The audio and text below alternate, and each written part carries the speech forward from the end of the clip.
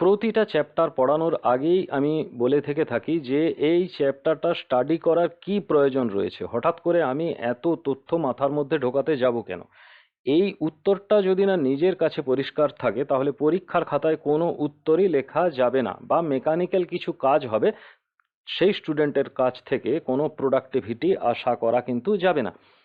তো নিশ্চয়ই এই যে বক্রতলে আলোর প্রতিফলন হচ্ছে, বাঁকানো মসৃণ তলে যে আলোর প্রতিফলন হয়, এই ঘটনাটাকে আমরা স্টাডি করব এবং তার ডিপ অ্যানালিসিস যে আমরা করব এবং সেটাকে মনে রাখব, এটার কারণটা কিন্তু ব্যবহারিক জগতে আমাদের কিন্তু এই ঘটনার নানা রকমের উপকারিতা লক্ষ্য করা যায়। একদম হাতে গোনা যে উপকারিতা, সেই উপকারিতাগুলো আমরা দেখতে পাচ্ছি যে এইখানে এই যে উত্তল দর্পণ, এটা একটা উত্তল দর্পণ। এটা আমরা কোথায় দেখি? বুঝতেই পারা যাচ্ছে এটা ড্রাইভারের পাশে যে মিররটা লাগানো থাকে বা আয়নাটা লাগানো থাকে, সেটাতে এটার ছবি পড়ে। এই মিররটাতে কি হয়, এটা পিছনের দিকে মুখ করে লাগানো থাকে এবং ড্রাইভার দেখতে পায় অনেক দূর পর্যন্ত। দেখো, দেখতে পাওয়া যাচ্ছে যেটাতে ড্রাইভার সামনে থেকে খুব ছোট্ট জায়গার মধ্যে অনেক দূরত্ব দেখতে পাচ্ছে যে কোন গাড়ি আসছে, পেছনে কাকে সাইড দিতে হবে, কে স্পিডে এগিয়ে আসছে বা পিছনে কেউ আছে কিনা। পিছনের দিকটাকে কিন্তু একদম স্পষ্টভাবে দেখতে পায় ঘাড় না ঘুরিয়েই। তাহলে ড্রাইভারের শুধু লুকিং গ্লাসটা দেখলেই গাড়ি চালানোর কাজ অত্যন্ত সহজ হয়ে যায়। এইটার নাম দেওয়া হচ্ছে ভিউ ফাইন্ডার।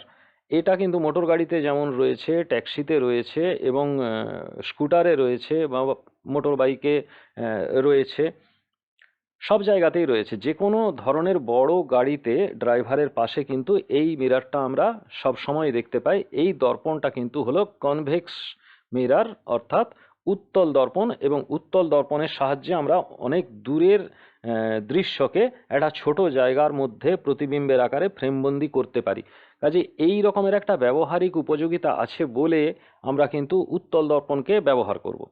এছাড়া এই যে অবতল দর্পণের ব্যবহারটা আমরা কি করব? ফার্স্ট ব্যবহার, অবতল দর্পণ আমাদের স্বাভাবিক লাইফে দুটো কাজে লাগে। একটা হলো বাম দিকের যে ছবিটা, এটা কিন্তু দেখলেই বোঝা যাচ্ছে এটা একটা বাটির মতো, ভেতরে ফানেল আকৃতির বাটি, এবং এই মাঝখানেতে একটা বাল্ব লাগানো আছে, অর্থাৎ কিনা হচ্ছে এটা মোটর গাড়ির হেডলাইট।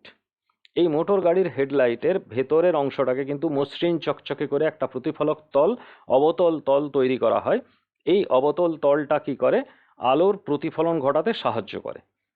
এখানে হয় কি, উৎসটা কিন্তু কেন্দ্রে থাকে, অর্থাৎ ফোকাসে থাকে। তোমরা পরের দিকে বুঝতে পারবে।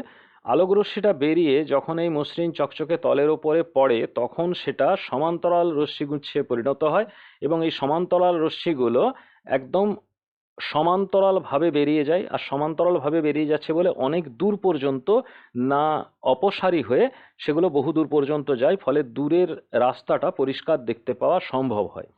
তো এই কারণের জন্য মোটর গাড়ির হেডলাইটে কিন্তু এই দর্পণটার ব্যবহার রয়েছে। আর ডান দিকে যে ছবিটা রয়েছে, এই ছবিটা দেখো এবার খেয়াল করে, খুব চেনা পরিচিত ছবি। এই ছবিটা কোথায় আমরা দেখতে পাই?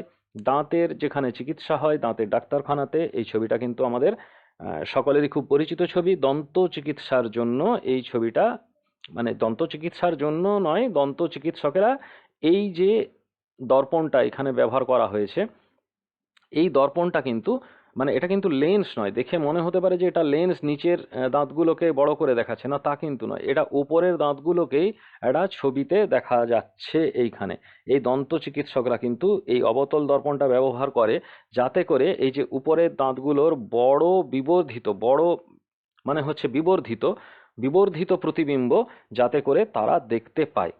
এই বিবর্ধিত প্রতিবিম্ব দেখলে উল্টো দিকে থাকা দাঁতের কোণাতে যদি কিছু থেকে থাকে, পোকা বা অন্য কিছু যদি থাকে, তাহলে কিন্তু এই জাতীয় একটা যন্ত্রের সাহায্যে চিকিৎসা করতে সুবিধে হয়।